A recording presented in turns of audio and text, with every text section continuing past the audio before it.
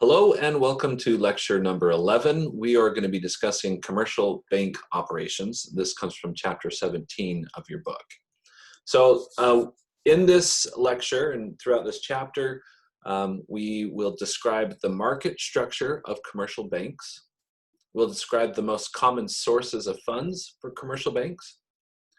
Then we'll explain the most common uses of funds. So sources is money coming in, uses is money going out. Finally, we'll describe the typical off-balance sheet activities for commercial banks and discuss trends in international banking. So let's start off looking at a background on commercial banks. So let's discuss bank market structure first. We had the interstate banking regulations that were changed in 1994. Up to this point, banks were restricted within their own state lines, but after 1994, this new regulation allowed banks more freedom to acquire other banks across state lines. So what we've seen, and this is found in Exhibit 17.1 in the book, the number of banks has declined over time, thereby increasing concentration in the banking industry. And a huge part of this was spurred on by this change in regulation. So banks across state lines could then acquire banks in other states. So we've got a bit of a consolidation or concentration in the industry. Many banks are owned by bank holding companies, allowing more flexibility to borrow funds, issue stock, repurchase the company's own stock, and acquire other firms. So the bank is actually owned by a bank holding company, which is then owned by individuals and institutions. So this is 17.1 as mentioned in the previous slide. We can see that there's been a significant consolidation among commercial banks over time.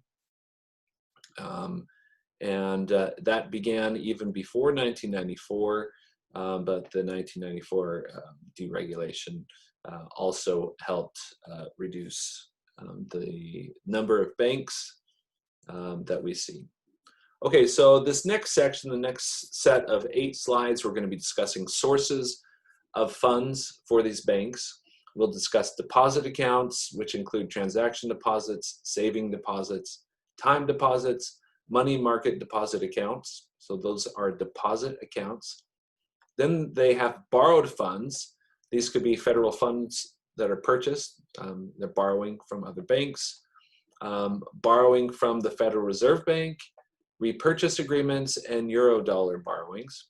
So those are the borrowed funds. And then long-term sources of funds, such as bonds issued by the bank and bank capital. So we'll discuss each of these in a little bit more detail. First is transaction deposits. This is a demand deposit account, or a checking account as we know them. It's offered to customers who desire to write checks. So this is a transaction deposit account. A conventional demand deposit account requires a small minimum balance and pays no interest. My checking account doesn't pay any interest. A negotiable order of withdrawal, or a NOW account, pays interest and provides checking services. So those are 2 different types. For the average one of us, we're more in a conventional demand deposit. I know, working with a lot of my more wealthy clients, they had checking accounts that did pay interest because of the large balances that they kept in them. Electronic transactions as well, when we're discussing transaction deposits. Some transactions originating from transaction accounts have become much more efficient as a result of electronic banking. We've got direct deposit accounts, computer banking, pre-authorized debits.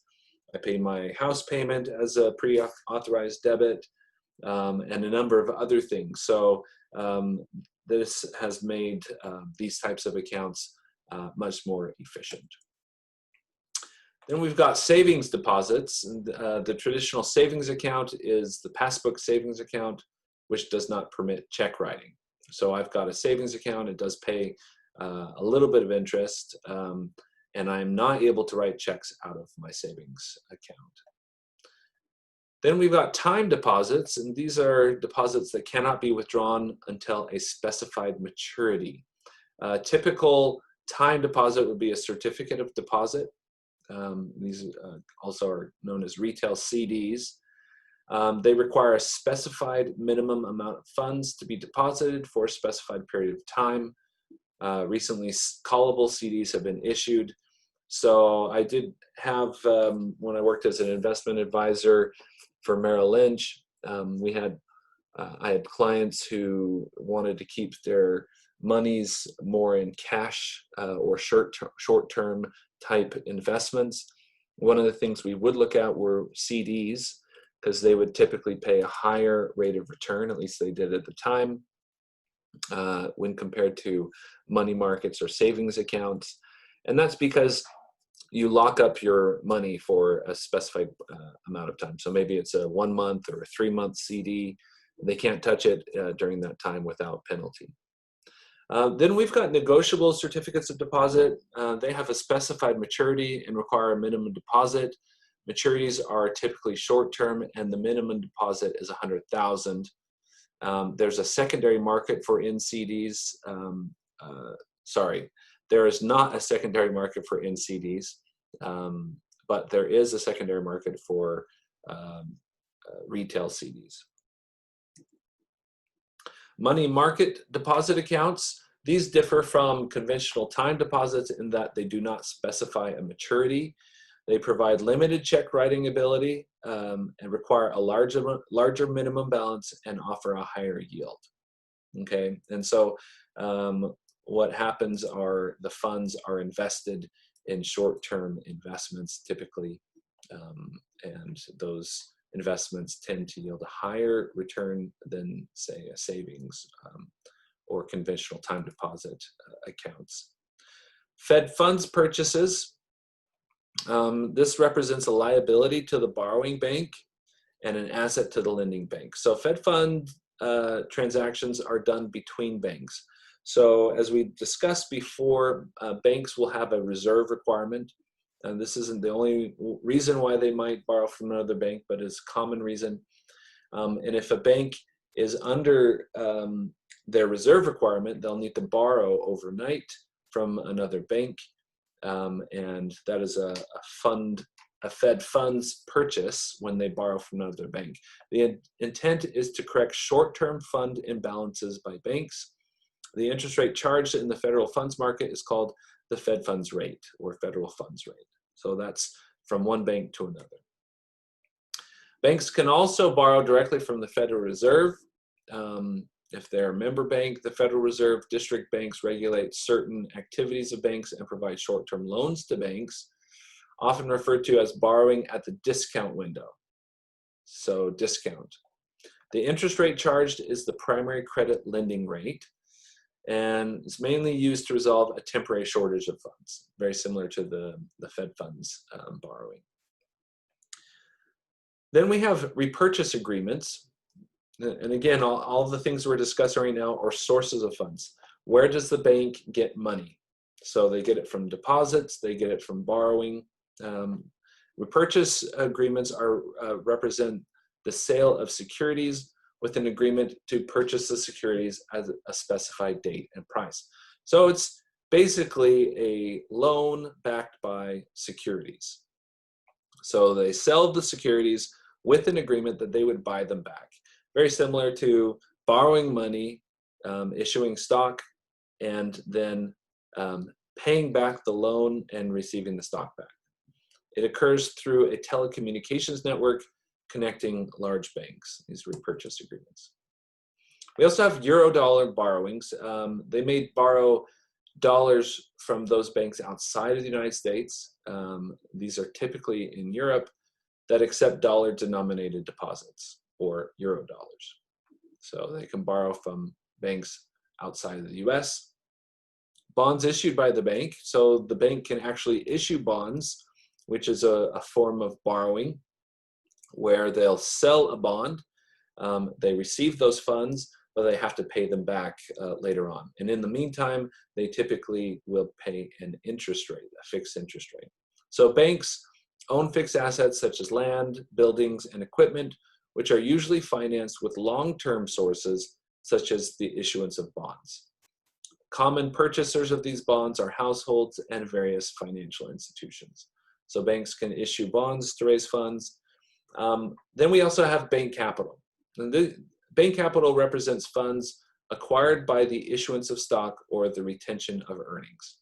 So in other words, when a bank is typically set up, it's set up by a group of individuals or other organizations, and those organizations will put in some capital.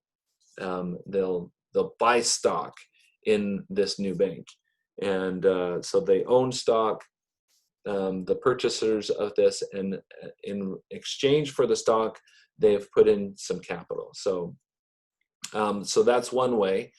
They can issue stock, or they can just not spend all of their money and retain some of the earnings, and that grows the bank capital. In accounting terms, we would call this retained earnings. A bank's capital must be sufficient to absorb operating losses in the event that expenses or losses exceed revenues, regardless of the reason for those losses. In 1988, regulators imposed new risk-based capital requirements that were completely phased in by 1992. Under this new system, the required level of capital for each bank depends on its risk. So the riskier the bank is, the more capital it needs to have at its disposal to absorb potential losses and issues. Okay, so that is an overview of the sources of funds that banks are able to get. This pie chart shows a proportion, the bank sources as a proportion of total liabilities. So we've got the largest are savings deposits, the second largest small denomination time deposits like CDs, borrowed funds, large denomination time deposits, other sources, and transaction deposits. So the largest are savings deposits. Okay, so now that we've looked at the sources of funds, we can look at now the distribution of these bank sources of funds. Smaller banks typically rely on savings deposits, while larger banks rely more on short-term borrowing. Okay, so our hometown banks will rely on customer deposits, typically, those types of things. So we'll now discuss common uses of funds by banks. These include cash, bank loans, investment in securities, federal funds sold, so this is when banks will loan to another bank, repurchase agreements, Eurodollar loans, fixed assets, and some proprietary trading. So first things first, cash. Banks must hold some cash as reserves, as I mentioned before, to meet the reserve requirements enforced by the Federal Reserve. Because banks do not earn income from cash, they hold only as much cash as is necessary to maintain a sufficient degree of liquidity. Banks hold cash in their vaults and at their Federal Reserve District Bank. So this is actually having cash on hand. The next is bank loans. So we'll first talk about types of business loans. We've got working capital loans, sometimes called a self-liquidating loan, designed to support ongoing business operations. So it helps fund working capital for businesses. Term loans, primarily to finance the purchase of fixed assets such as machinery. Informal lines of credit. These allow the business to borrow up to a specified amount within a specified period of time. So we had a line of credit at the company that I work for. Is actually a revolving credit line. So I'll read this first. The revolving credit line obligates the bank to offer up to some specified maximum amount of funds over a specified period of time. So we negotiated a revolving line of credit at the company I worked for. We kept a $500,000 maximum line of credit. We very, very rarely drew upon it, but it was a source of potential liquidity if the company needed cash quickly. And suppliers and customers that were not worried, but wanted to make sure that the company was on sound financial footing, would ask about revolving credit lines. And it was good to be able to show that we had a $500,000 credit line and that we had nothing borrowed against it. Then we also have prime rate. This is the interest rate charged by banks on loans to their most creditworthy customers. So this is the lowest rate that a bank will lend to a customer, prime rate. So here, this shows prime rate over time. You can see we had it step up from 2004 up until just around 2007, but then it's dropped as we've seen rates drop since the credit crisis back in 2007, 2008, and has remained constant since then. So this is the lowest borrowing rate, the prime rate offered to the bank's most creditworthy customers.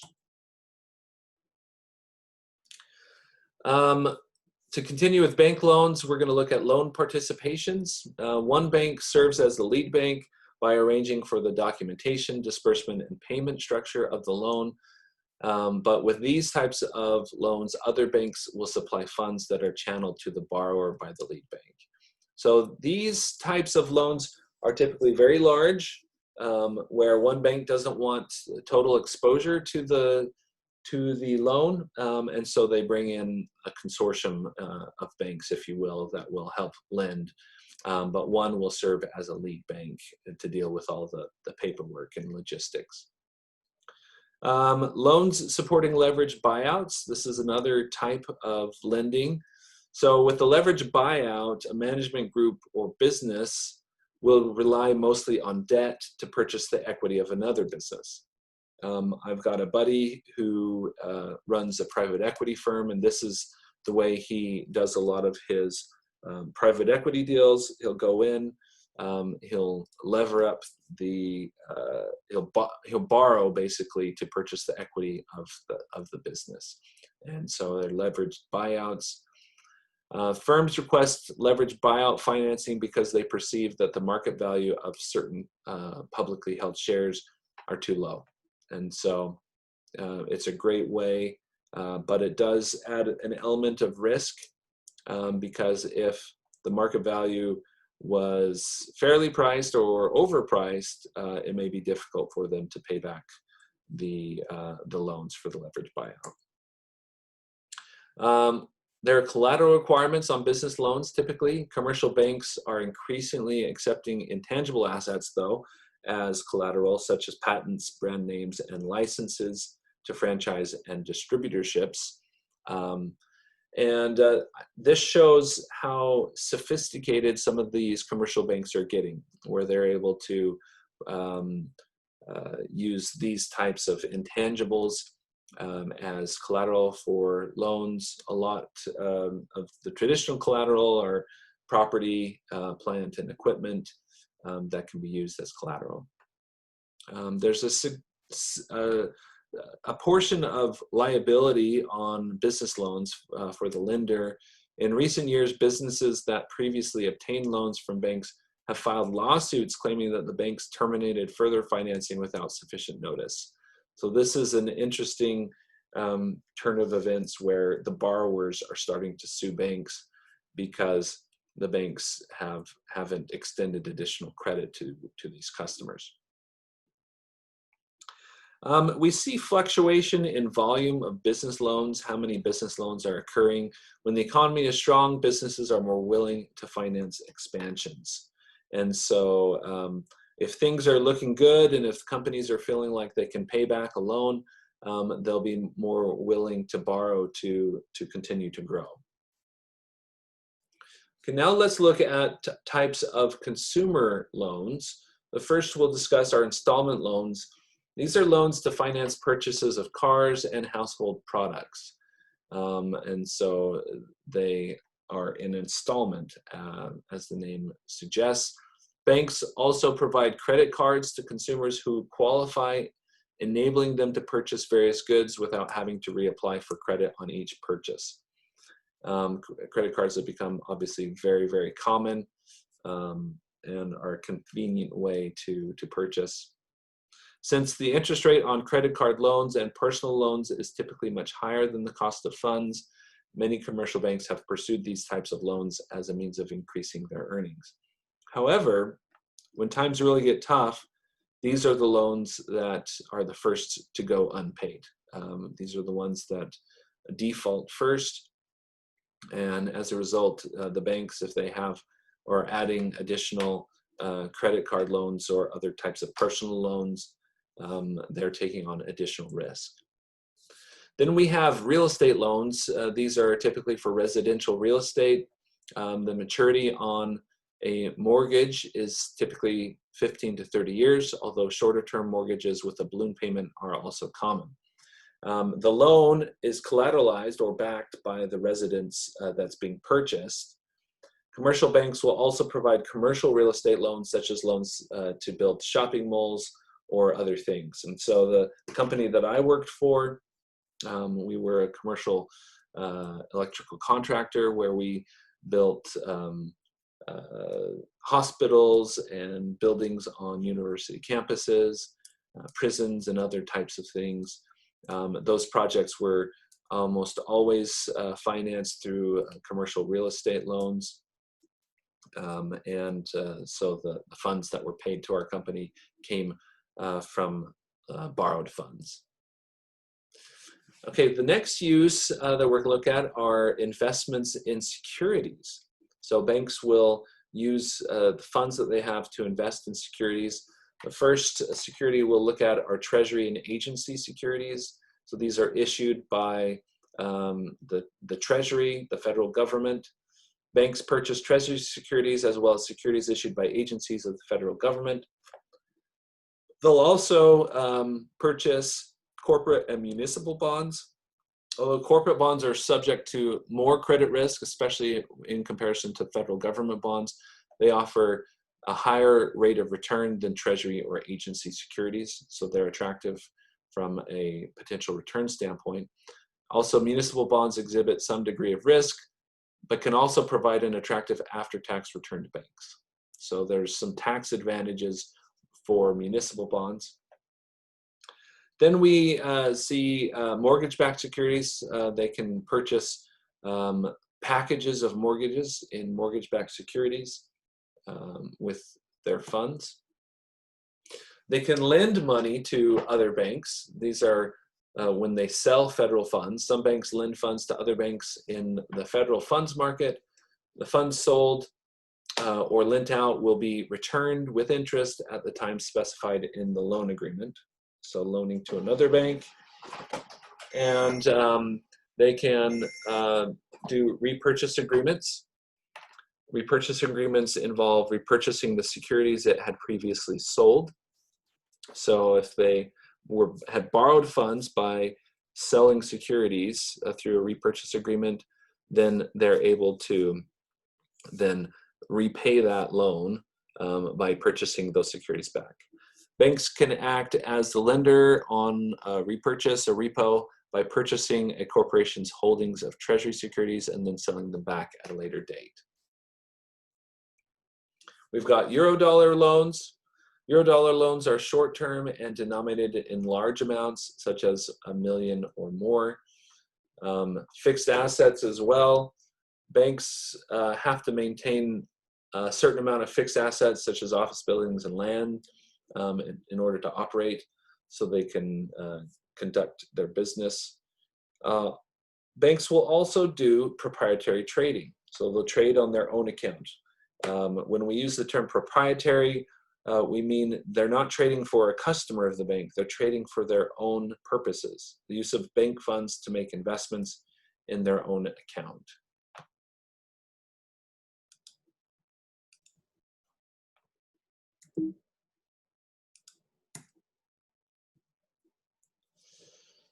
So this next section, we're going to be talking a little bit about Exhibit 17.4, which we'll show on the next slide.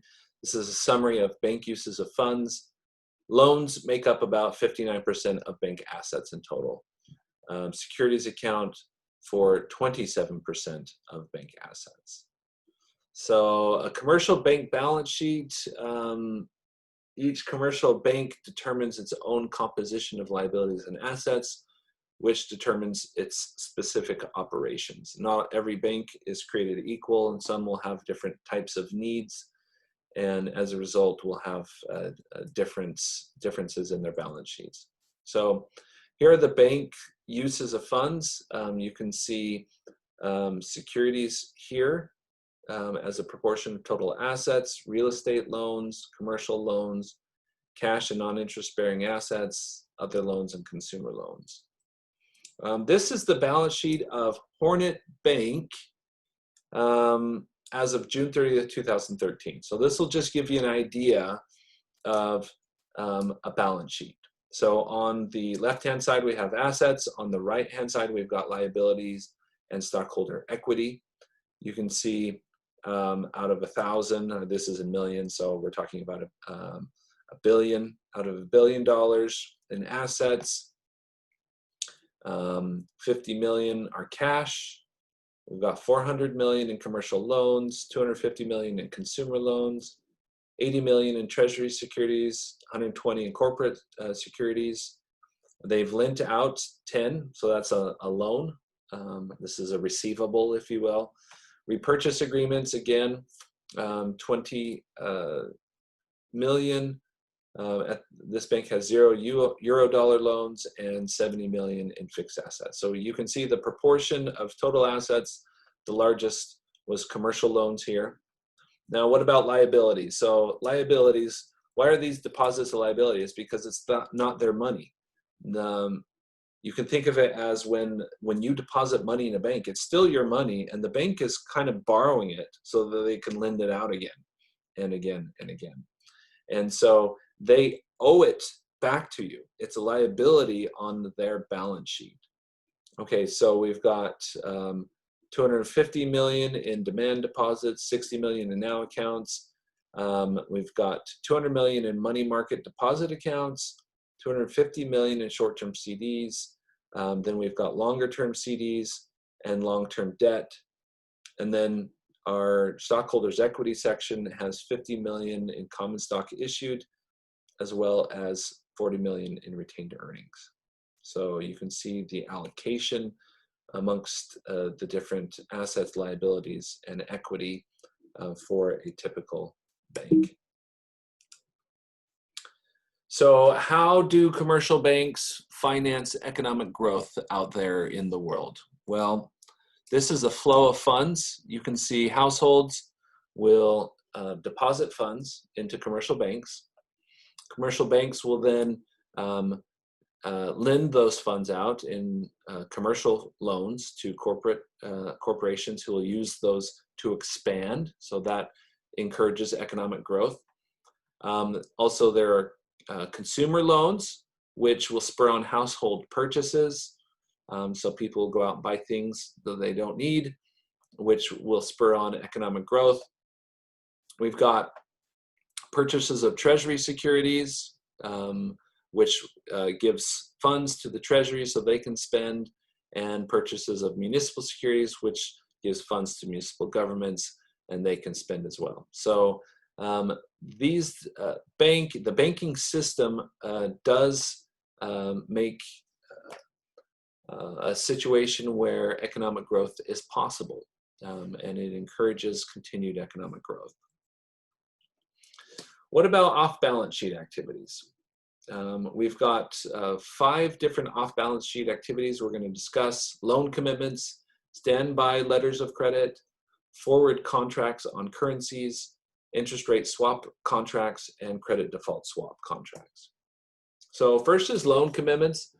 Loan commitments are an obligation by a bank to provide a specified loan amount to a particular firm upon the firm's request. So the loan hasn't happened yet, but they've made a commitment, and that is a contractual commitment.